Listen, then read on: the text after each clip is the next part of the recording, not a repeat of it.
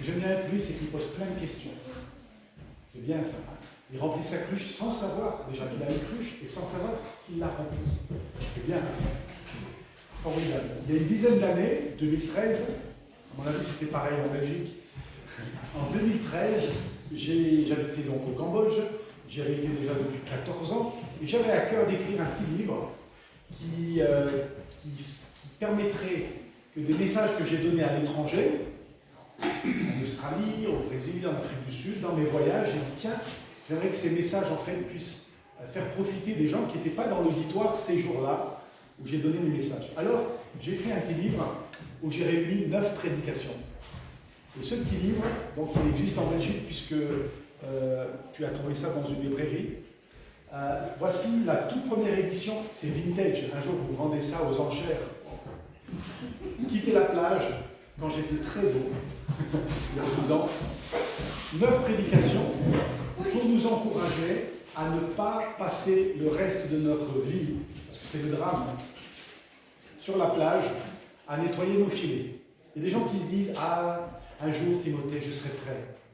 Un jour, je pourrai prendre le bateau avec Jésus et jeter mes filets dans les eaux profondes de la mission. Et les années passent et ils meurent sur la plage. Ils n'ont jamais mis les pieds dans la barque. Et c'était pour nous encourager à ne pas passer le reste de notre vie sur la plage. Et quand Jésus a vu Pierre, la toute première fois qu'ils se sont rencontrés, au début des évangiles, Jésus a dit « Pierre, viens avec tes filets, et on va les jeter les filets dans les eaux profondes du lac de Galilée. » Et ils ont jeté leurs filets, et il a récupéré tellement de poissons, beaucoup plus que la veille, où il avait en fait rien récupéré. Avec Jésus, on gagne toujours d'ailleurs. Et voilà, donc le petit livre, il existe, Quitter la plage, il est traduit dans 8 langues maintenant, même en braille, pour les aveugles. La mission évangélique braille à Vevey en Suisse, la sortie, c'est très lourd, plusieurs kilos, un petit livre qui pèse plusieurs kilos en braille, et pour encourager même ceux qui sont aveugles, ou malvoyants, comme on dit aujourd'hui, que c'est pas la fin, qu'eux aussi ont des filets. Nous avons tous des dons et des talents, des filets. Passez pas votre vie à nettoyer votre filet. Il y a des gens, j'ai rien contre la cure d'âme, j'en ai fait beaucoup pour ma vie, pour mes soucis de vie. On peut passer sa vie à nettoyer ses filets et que tout soit parfait et que ça brille au soleil de la plage, sous les cocotiers. En fait, nos filets sur la plage ne servent à rien. Vous êtes d'accord avec moi? On attrape des poissons morts, on attrape des coquillages peut-être, des cailloux. Et en fait, un filet, c'est pour le jeter en pleine mer. Donc voilà, et puis là, c'est la version plus récente. Vous passez de 6 € à 7 €. Et comme je le dis à chaque fois qu'on visite une église ou une rencontre de jeunes, je leur dis, vous n'avez pas 6 €, peu importe. Vous le prenez, vous mettez ce que vous voulez sur la table. Ce qui compte, c'est de le prendre, de le lire et de le déposer sur la plage. Pour que quelqu'un qui pense que sa vie, c'est sur la plage, puisse le lire et découvrir que sa vie, la vraie vie, c'est dans les eaux profondes avec Jésus. Et je te raconte un peu mon histoire, comment j'ai quitté ma plage le 24 septembre 1999. J'ai quitté Amiens, en Picardie, c'était ma plage. Et en plus, on n'est pas loin de la plage, on est près du Marcanterre. C'est joli là-bas, près de la Somme. Et j'ai tout quitté, et j'ai dit au revoir à l'église, l'Assemblée de Dieu de Amiens, le pasteur, les anciens, ils n'ont rien compris. Parfois, on se dit, ah, puisqu'ils sont du même bord, puisque nous sommes de la même famille de Dieu, ils vont comprendre. Non, ce n'est pas garanti. Mais je suis parti quand même, et voilà, et puis 25 ans plus tard, j'ai retrouvé, il n'y a pas très longtemps, nous étions en Bretagne pour un mariage, et j'ai retrouvé mon ancien pasteur, qui n'y croyait pas trop dans ce voyage dans les eaux profondes avec des filets. Et ça m'a pris du temps pour le pardonner, parce qu'il était vraiment pas enthousiaste de me voir partir avec Jésus dans les eaux profondes de Phnom Penh au Cambodge. Et j'ai passé des années à jeter les filets dans les bidonvilles de la capitale cambodgienne. Donc voilà, quitter la plage, et là, et si vous voulez un petit mot avec la date, comme ça on se souvient de ce week-end que nous avons passé ensemble. Je vous invite aujourd'hui à rester dans l'eau. Ce matin, on a parlé de nos cruches qu'on doit remplir d'eau, et c'est à Jésus et Jésus seul Il y avait une secte comme ça, je ne sais pas si ça existait en Belgique, les Jésus seuls, vous vous souvenez, non? Mais là c'est vrai, c'est Jésus seul et personne d'autre qui peut changer l'eau en vin. On va rester dans l'eau avec la cruche que Dieu nous a donnée, que Dieu vous a donnée. On est appelé à s'en servir.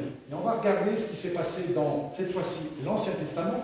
Et je vous invite à lire 4 versets. Et quand il est 14h15, on n'a pas envie de lire des chapitres de Deutéronome. Je vous comprends. Alors, Genèse, et avec Yuki, tous les matins, nous lisons la Bible tous les matins. Et en ce moment, on est justement autour de Genèse, chapitre 26. Genèse 26.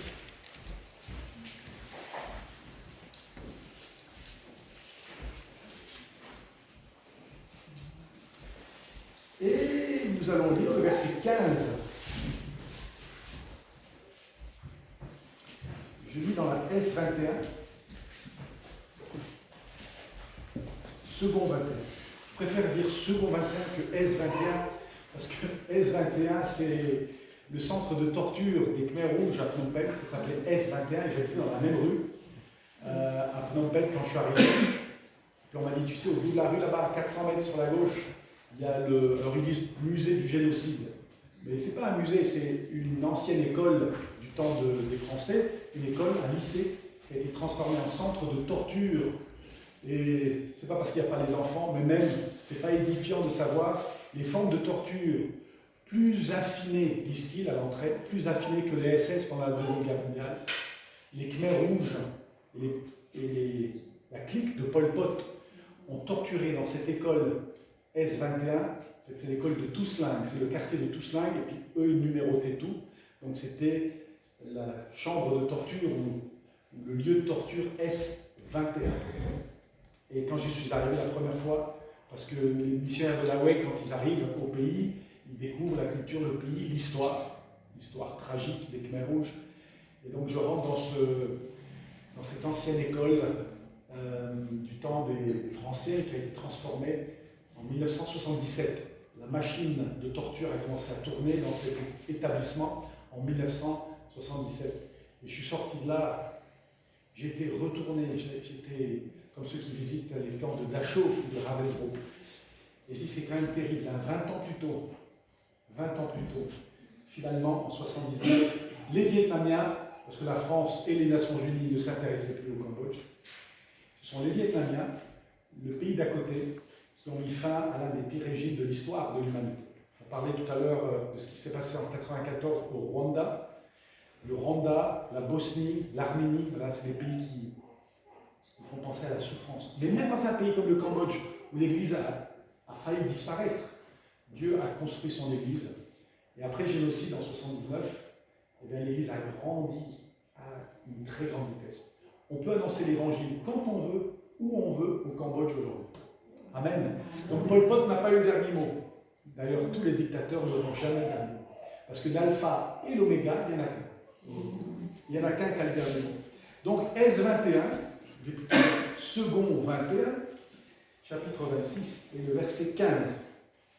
Tous les puits qu'avaient creusé les serviteurs de son père, à l'époque de son père Abraham, les Philistins les comblèrent en les remplissant de terre.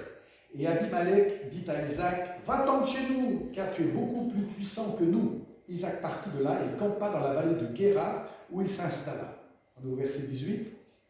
Isaac creusa de nouveau les puits qu'on avait creusés à l'époque de son père Abraham, et que les Philistins avaient comblés après la mort d'Abraham. Il leur donna les noms que son père leur avait donnés. Les serviteurs d'Isaac creusèrent encore dans la vallée et ils trouvèrent un puits d'eau vive. Amen. J'aime bien ce premier verset. Tous les puits qu'avaient creusés les serviteurs de son père Abraham. Quand je lis la Bible, j'aime chercher des mots qui ressortent un peu du texte. Là, le mot que j'aime bien, c'est les serviteurs. Et je voudrais juste pour commencer, vous parler de ces serviteurs et de ces servantes de Dieu qui ont creusé des puits pour que l'évangile en Belgique existe. Il y a des hommes et des femmes, pas nécessairement des Belges, des hommes, des femmes, comme les serviteurs d'Abraham, qui ont creusé des puits. Les serviteurs de Dieu. des pionniers. Ce matin, je parlais de Fernand Legrand, que je n'ai jamais connu, mais j'écoute ses enregistrements qui existent maintenant sur YouTube, ce grand évangéliste belge qui allait au-delà des frontières pour prêcher l'évangile. Voilà un serviteur d'Abraham qui a creusé des puits. Creuser des puits. Les serviteurs, ce sont des évangélistes, les moniteurs d'école du dimanche, les moniteurs de camps scouts, des pasteurs, des pionniers, des équipes d'évangélisation, des hommes, des femmes, des jeunes, des moins jeunes, qui un jour ont décidé de creuser des puits. Ils ont creusé des réunions d'évangélisation, ils ont creusé des réunions de maisons qui sont parfois devenues des églises, des bâtiments, des lieux publics, des lieux de culte, des églises, des clubs d'enfants le mercredi, voilà des puits où des enfants ont découvert l'eau vive, Jésus. Les camps scouts, les éclaireurs, les éclaireuses, j'ai pensé au groupe biblique universitaire. Le pasteur Émile, hier nous a emmenés à Louvain-la-Neuve. C'est toujours plus chic quand il y a la Neuve ou sur mer. Et on a visité ces bâtiments qui sont construits depuis les années 60, si j'ai bien compris.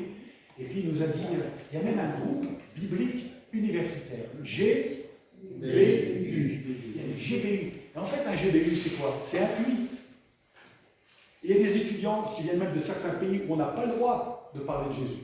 Il y a des étudiants qui viennent de l'Arabie Saoudite, qui sont venus à Louvain, et qui ont peut-être, dans un GBU, découvert l'eau vive, Jésus. Des puits, des cafés chrétiens, des stands bibliques.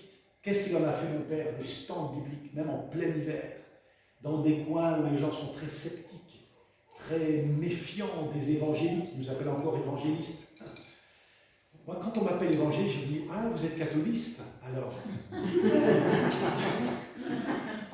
Et si un journaliste, un jour me dit, j'imagine, un jour, je suis sur le plateau de BFM TV, et ils vont me dire « Alors, vous, Timothée Patton, donc vous êtes donc de confession évangéliste. » Je dis « Ah bon? Donc vous êtes journalique et vous... » Des évangélistes qui sont venus, qui ont ouvert des stations de radio. Ça, c'est aussi un appui des stations de radio. Moi, je travaille pour Phare FM, je suis bénévole à Phare FM, et le bureau, ou le premier puits, pour regarder l'image du puits, a été ouvert à Mulhouse, avenue de Colmar, à Mulhouse. J'y vais tous les mercredis, de 11h à 11h45, ils ont un petit studio, le micro est allumé, et j'enregistre ce que j'appelle des pépites d'évangélisation. C'est 1 minute 15 secondes, et c'est diffusé sur les ondes que vous pouvez écouter sur Internet aussi, pas que à la radio, et c'est diffusé sur les autres stations, notamment à Mons, en Belgique. Donc ça va un petit peu au-delà de la France.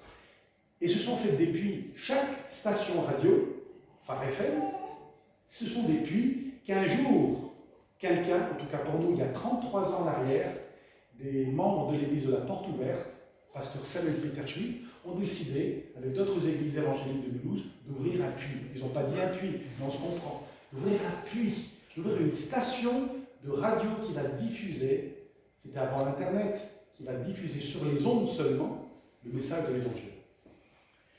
Ouvrir des puits, je ne connais pas trop bien la Belgique, bien que j'ai été longtemps à la frontière de Moucron et de Erzo. J'allais chercher mon essence à Moucron. Pendant la première guerre du Golfe en 1991, vous vous souvenez? Oui. Saddam Hussein, vous aviez de l'essence beaucoup moins chère qu'en France. Alors tout d'un coup, on voyait tous ces Français, ces ch'tis qui arrivaient à Moucron, de l'autre côté de la frontière. Je ne connais pas trop bien la Belgique, mais il y a des coins en Belgique où ça va être extrêmement difficile pour les serviteurs de Dieu d'ouvrir des puits. La Belgique est difficile, mais je pense qu'il y a des coins, comme en France, si vous allez en Auvergne, je suis né en Auvergne, je suis né à côté de Volvic, vous savez, l'eau minérale.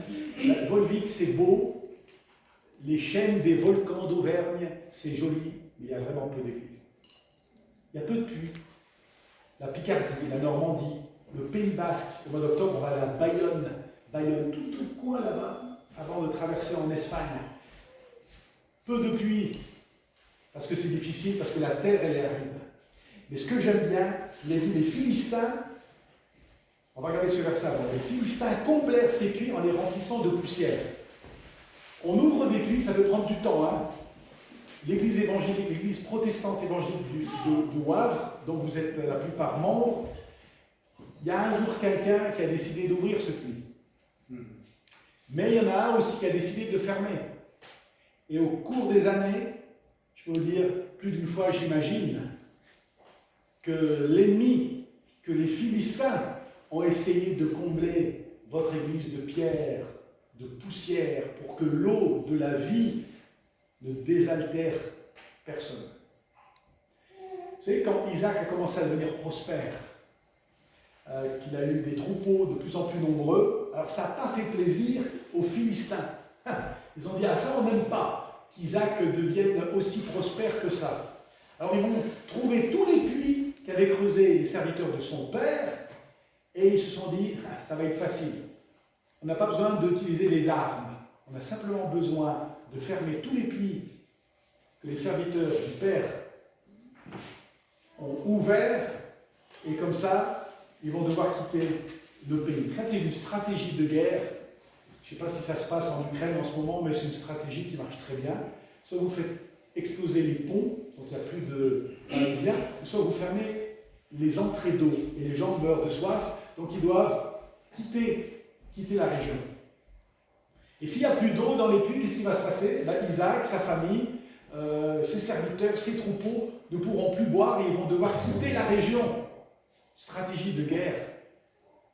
Moi, je pense qu'au moment où un puits s'ouvre, eh bien l'ennemi, le grand chef des Philistins, l'ennemi, je l'imagine dans son grand bureau en enfer, et il est là, et il voit la carte de la Belgique, et il dit, oh, mince là, un groupe biblique universitaire vient à l'instant de s'ouvrir. Ah, il y a un groupe de maisons qui vient de s'ouvrir dans un quartier difficile. Ah, ça j'aime pas, ça j'aime pas. Il se tourne vers les démons et il leur dit, alors il trempe peut-être sa fléchette dans du poison, et là de son bureau, il lance la fléchette sur la carte de la Belgique et il dit à tous ces démons, il dit, maintenant vous allez vous organiser pour remplir ce puits qui vient de s'ouvrir de pierres, de caillasses, de poussière, et qu'il soit fermé. L'ennemi veut fermer tous les puits qui ont été ouverts en Belgique, qui ont pris parfois des années de sueur, de pleurs, de prières, de sacrifices, pour que ce puits puisse finalement s'ouvrir. J'ai regardé, alors attendez-vous à ce que l'atmosphère descende. Là, c'est très lourd ce que je vais vous dire, mais après, ne vous inquiétez pas, c'est comme un bon film, ça va bien finir. Et je me suis dit, quelles sont les poussières que l'ennemi, dans son fief en enfer, quelles sont les poussières, lui qui a rampé dans la poussière? Il faut lui rappeler, hein, tu rampes dans la poussière. Et lui va utiliser de la poussière pour couvrir les puits que les serviteurs de Dieu, que des missionnaires ont ouverts. Je pense, j'ai noté, mais la liste, elle peut continuer. Malheureusement, elle est très longue, cette liste. Voici quelques-uns. La poussière de l'orgueil et de l'ego. Je ne sais pas en Belgique, mais en France, c'est pas pour rien qu'on a un coq sur un fumier. Hein? On est les meilleurs. Voilà. Le coq gaulois est le plus fort, et même après la conversion, eh bien, on ressent encore ce « moi, nous sommes les meilleurs, nous avons conquis le monde ». Et parfois, quand ceux qui ont ouvert un puits pour Jésus, l'ennemi en profite pour leur dire « allez, dis-leur combien de membres dans ton église, dis-leur combien de baptêmes ». On aime bien les chiffres à ce moment-là. Et puis on a des pasteurs gentiment qui disent « t'as vu quand même l'église que j'ai ouverte, pas mal. Hein ». C'est autre chose, hein. Là on est vraiment, puis au niveau design, on a trouvé un architecte, c'est pas comme dans les années 60. Et l'ego. Je me suis dit, c'est terrible parce qu'il y a des chrétiens qui vont même travailler aux côtés des Philistins sans le savoir. Et qui vont même fermer des puits. Il y a des pasteurs, je ne vais pas vous les nommer évidemment, ce sont des gens formidables, mais ils ont parfois fermé de petites églises pour remplir la leur. Hein? L'envie d'avoir des méga-churches. Alors il y a des petites églises qui ont pris des années à ouvrir, c'est pas grave.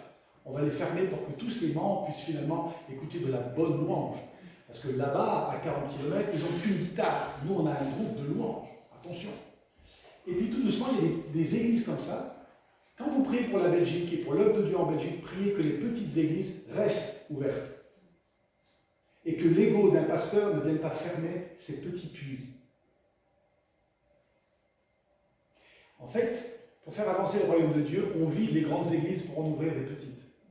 Ça, c'est la bonne stratégie. C'est pas on ferme les petites pour agrandir mon ego, mais on envoie même nos meilleurs serviteurs, notre meilleure monitrice d'école du dimanche, on va l'envoyer, toute l'église va prier pour elle, parce qu'elle va ouvrir un club du mercredi dans un quartier chaud de Liège ou de Bruxelles. Ça, c'est faire avancer le royaume de Dieu. Et je pensais à la poussière de la discorde. Ça n'existe pas en Belgique, mais je vais quand même le mentionner, si jamais il y avait des Français dans l'auditoire. La poussière de la discorde, des tensions, des jalousies au sein d'une équipe. J'espère que ça ne vous arrivera pas, mais il y a une église à Tourcoing il y a très longtemps, quand le pasteur est parti, il a pris sa retraite, c'était la guerre des chefs. La guerre des chefs. Tout le monde voulait prendre la place du pasteur qui avait pris sa retraite. C'était terrible.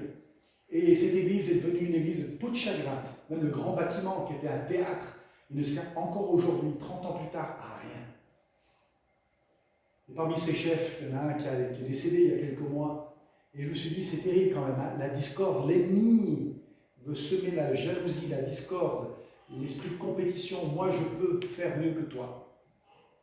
Et puis j'ai noté l'esprit, ça c'est une autre poussière terrible, la poussière du légalisme de l'esprit religieux. Oh là là. Je ne suis pas rentré dans des églises et on sent la poussière. Vous faites ça dans les prières, dans les chants, dans les relations, dans ce que les gens disent, vous dites, ah, la poussière elle est épaisse ici. Des gens très religieux qui disent, c'est comme ça, on fait comme ça fait 103 ans que notre église elle existe. Je dis 103 parce que notre église à Mulhouse elle a 103 ans. Ça fait 103 ans et on ne changera rien.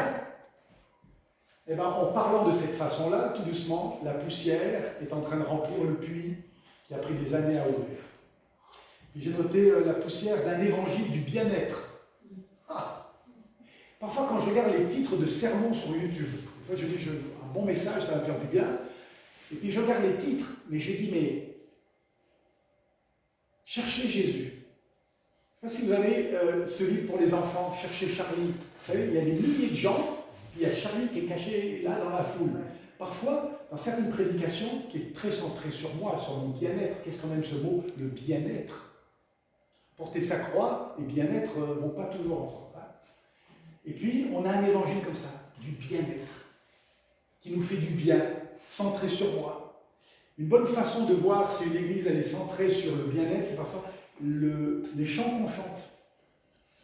Il n'y en a plus de chants militants. On en parlait hier, je crois, avec Pasteur Émile. Les chants militants contre eux, autrefois dans l'armée du salut, par exemple, où on était soldats du Christ, sous la bannière de l'évangile.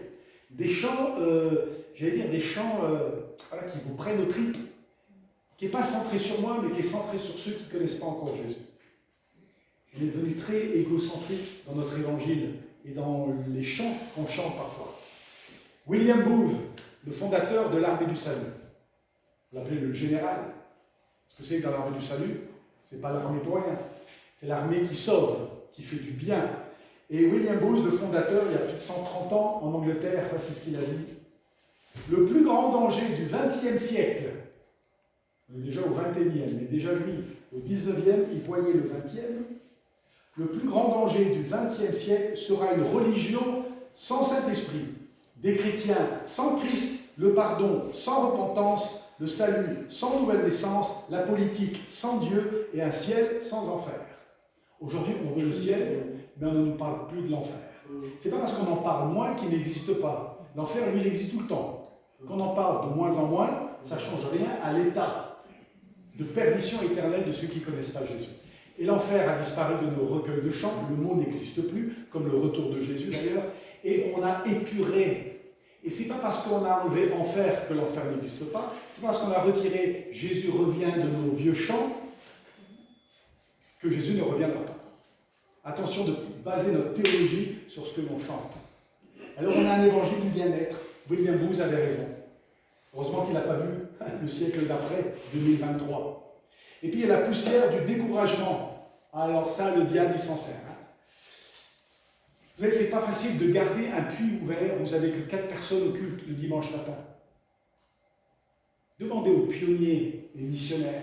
Déjà, ils ne parlent pas très bien le français. Ils ont du mal à faire comprendre. Et ils essayent dimanche après dimanche. Et au mois d'août, ils ne sont que 2. Et au moment du réveil, ils sont 5.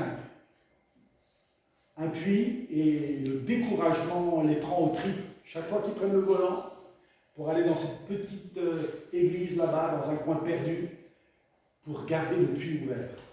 Priez pour ceux qui ont la responsabilité des petits puits.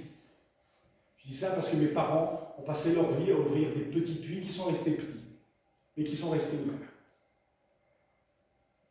Je me souviens, au début des années 80, on habitait à Clermont-Ferrand, au centre de la France, et tous les samedis, pendant 8 ans, presque 9 ans, de 1980 à 1989, presque 9 ans, papa et maman prenaient leur 305 Peugeot, et à 13h15, tous les samedis sans faute, 13h15, moi j'allais chez les scouts, avec ma petite chemise bleue, et puis eux, ils allaient à la Bourboule. La Bourboule, c'est au pied des volcans du puits de Sancy.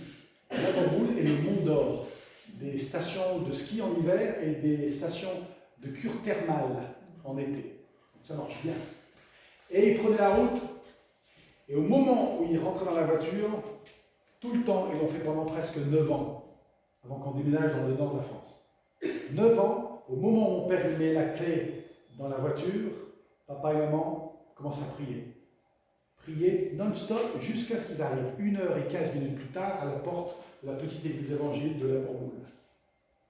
La réunion était préparée. Ils remplissaient leur jarre en roulant.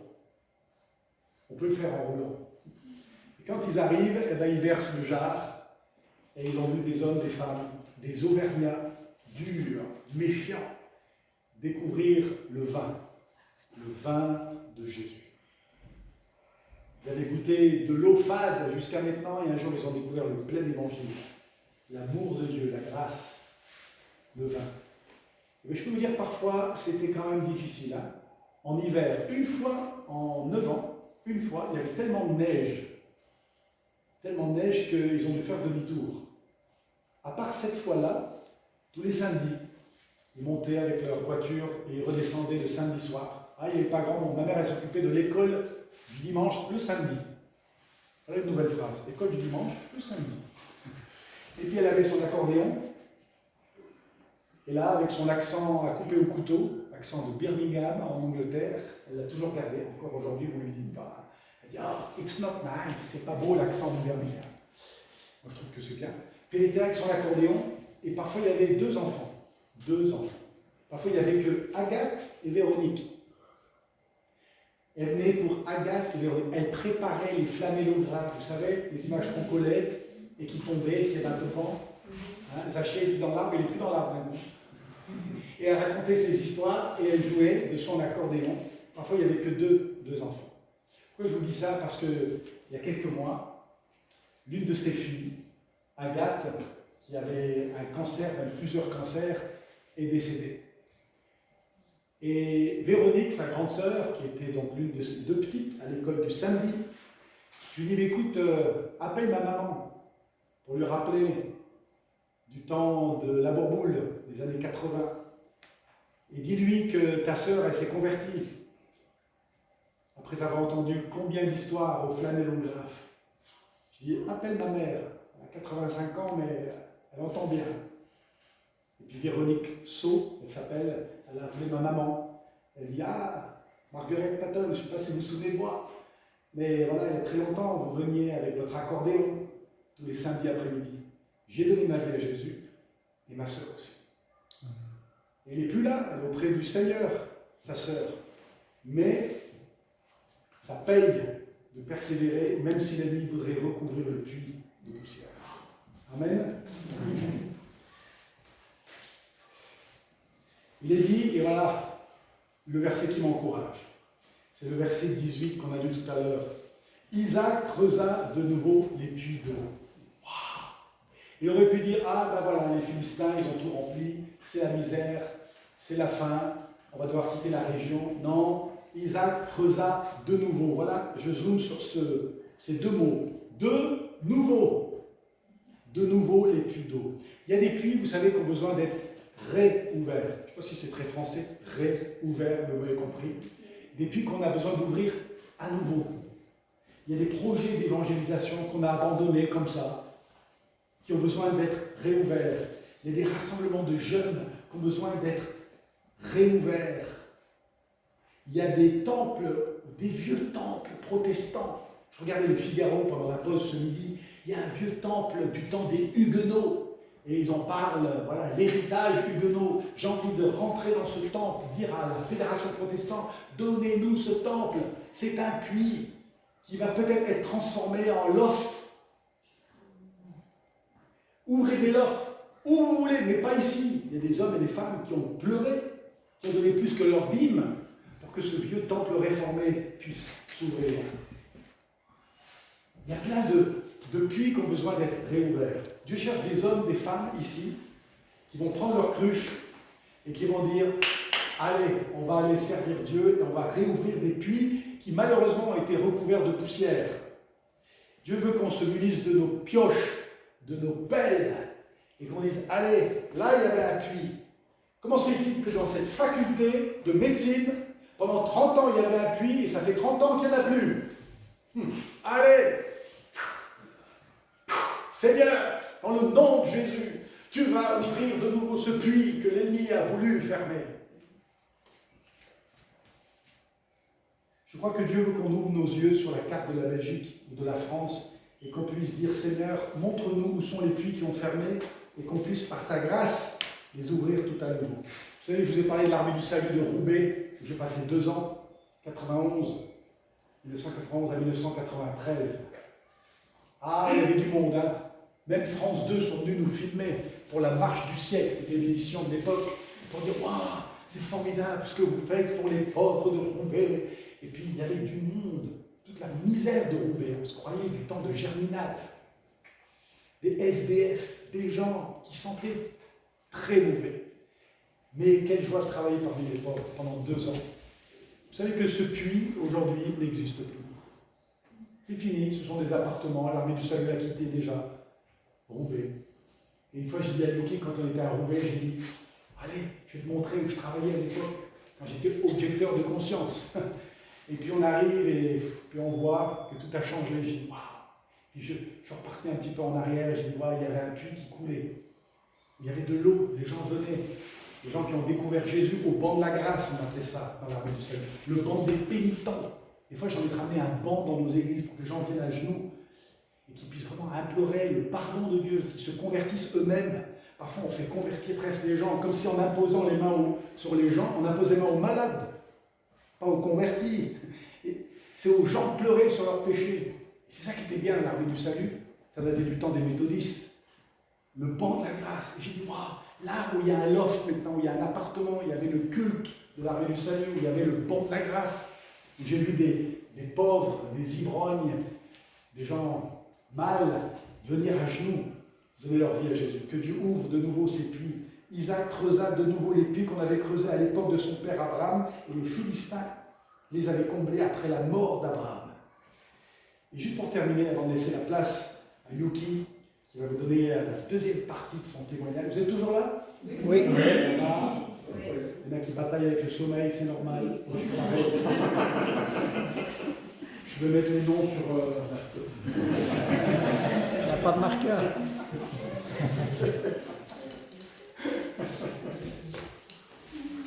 Vous savez, il ne s'agit pas seulement de réouvrir les puits qu'on a fermés, mais parfois il faut ouvrir de tout nouveaux puits. Dites tout nouveau puits. Tout nouveau puits. Tout nouveau puits. C'est-à-dire qu'il n'y a jamais eu un puits ici, de l'histoire de cette ville ou de ce quartier. Et de dire, ok, il n'y a jamais eu un puits. Eh bien, vous savez qu'en Belgique comme en France, il n'y a pas beaucoup de concurrence. Hein. Il y a plein d'endroits où il n'y a pas d'église. Ne vous inquiétez pas. On n'est pas aux États-Unis, au Nigeria ou en Corée du Sud. On est en France et en Belgique. Eh bien, vous regardez la France ou la Belgique, là où il n'y a rien, j'irai. Ça, c'est une belle prière. Là où il n'y a rien, il n'y a pas de puits. Parce que ma cruche, il faut qu'elle serve maintenant. Il faut qu'elle serve maintenant. Alors Seigneur, voilà, tu m'envoies où tu veux. Là où il n'y a rien, j'irai. Je peux vous dire, il y a plein d'endroits où il n'y a jamais eu rien. Et le verset 19, il est dit, les serviteurs d'Isaac creusèrent encore. Ah, c'est beau ce petit mot. Encore. Je ne sais pas si dans les concerts on dit encore. Encore, encore, encore. Dans les cirques on disait ça. Encore. Et le clown il vient, et puis il fait encore un dernier numéro. Encore, encore. Qu'est-ce que j'aime ce mot. Les serviteurs d'Isaac creusèrent encore. Et quand ils creusèrent encore, ils trouvèrent un puits d'eau vive. Waouh. Et si tu creuses, il y a de l'eau en dessous. Je peux te garantir. Il y a de l'eau. Ce ne sera peut-être pas une méga church, mais il y aura de l'eau. Il y aura de l'eau. J'ai trouvé ça dans le Figaro, un titre. Je dis, c'est pas possible. Le titre de l'article, des étudiants britanniques projettent de faire pousser de la salade sur Mars. J'ai relu, j'ai dit, c'est fake news? Non, non, c'est le Figaro. Des étudiants britanniques projettent de faire pousser de la salade sur Mars. J'ai envie de dire à ces étudiants qui vont dépenser une fortune pour faire pousser de la salade sur Mars, j'ai envie de leur dire, même aux chrétiens, et les chrétiens qui ont des projets, ça ressemble à planter des salades sur Mars. Vous les écoutez, ils veulent sauver les papillons en Tanzanie. C'est bien, c'est bien. On peut faire mieux. Parfois on se lance dans des projets. Pendant le Covid, je recevais des mails, je me dis, c'est ça ta bataille? Tu sors dans les rues pour ça? Pour ça? Il y a mieux que de planter de la salade sur Mars, frères et sœurs. On peut ouvrir des puits pour Jésus. Ça, c'est une vie réjouissante. Ne passe pas ta vie sur des projets basés sur les opinions des uns et des autres. Base ta vie sur la parole de Dieu. Dire, Seigneur, je vais prendre ma pelle et ma pioche pour ouvrir des puits. Amen. Alors, hier, on s'est arrêté au moment où Yuki elle était perturbée parce qu'elle sentait qu'il y avait autre chose pour elle. Elle va vous dire, et puis voilà, je ne reprendrai pas la parole après, elle va vous dire comment Dieu s'est servi de sa pioche et de sa pelle pour ouvrir des puits très très loin d'ici. Ça va comme introduction?